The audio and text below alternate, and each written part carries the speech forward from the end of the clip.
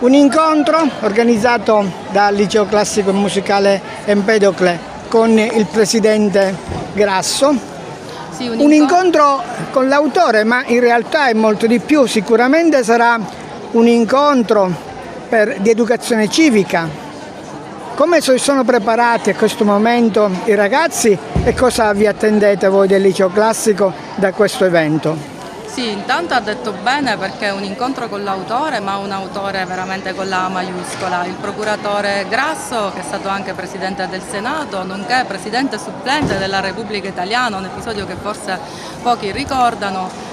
Avrà oggi il compito di dialogare con i nostri ragazzi, ma non solo, dialogare su temi ovviamente inerenti alla legalità, per la sua esperienza personale e diretta con la squadra del dottore Falcone e del dottore Borsellino, il famoso pool antimafia, ma avrà anche modo di confrontarsi con ragazzi un po' più piccoli, perché oggi questo progetto di incontro con l'autore è anche in collaborazione con l'Istituto Comprensivo Esseneto, quindi i grandi e i piccoli che si incontrano attorno ad un tema che è di stretta attualità e anche di stretta rilevanza per la crescita personale e sociale, perché come ha detto bene lei si parla di educazione civica, di comportamenti, di una mentalità che deve essere alla base del vivere civile, che è quella di estrenua lotta alla mafia e a tutti i comportamenti correlati ad essa.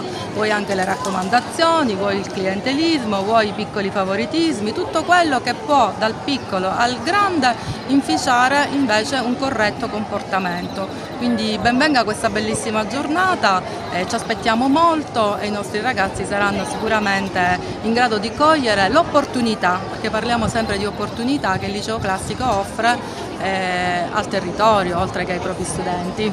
Siamo alla vigilia di una giornata, il 23 maggio, che è tragica perché ricordiamo la strage di Capaci.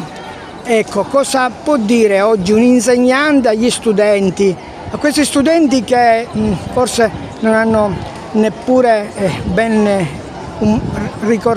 ricordano bene, non erano nati.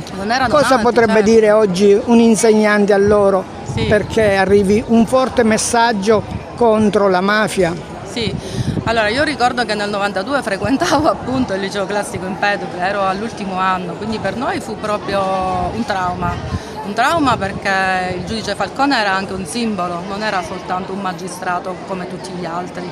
E poi 57 giorni dopo il giudice Borsellino, quindi diciamo che abbiamo vissuto una stagione veramente pesante, quella delle stragi, e siamo cresciuti con questo forte senso di repulsione, di odio verso questo tipo di mentalità.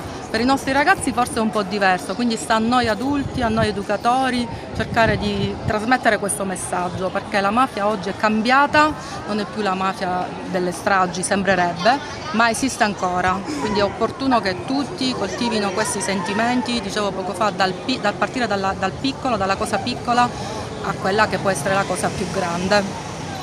Grazie.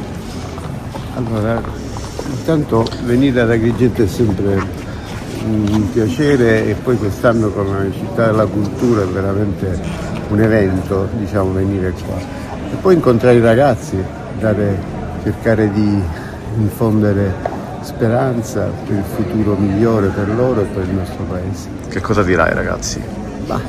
Saranno loro a fare le domande, perché sono state veramente ben preparate da docenti sulla base di libri che abbiamo scritto, e quindi su queste curiosità noi cercheremo di soddisfare le loro curiosità, tutte le loro domande, perché i ragazzi hanno bisogno di essere ascoltati soprattutto. C'è un messaggio che le sta a cuore, qualcosa che vuole dire ai giovani oggi? Di avere speranza nel futuro e di non farsi abbattere dalle avversità della vita, che sono tante. Grazie.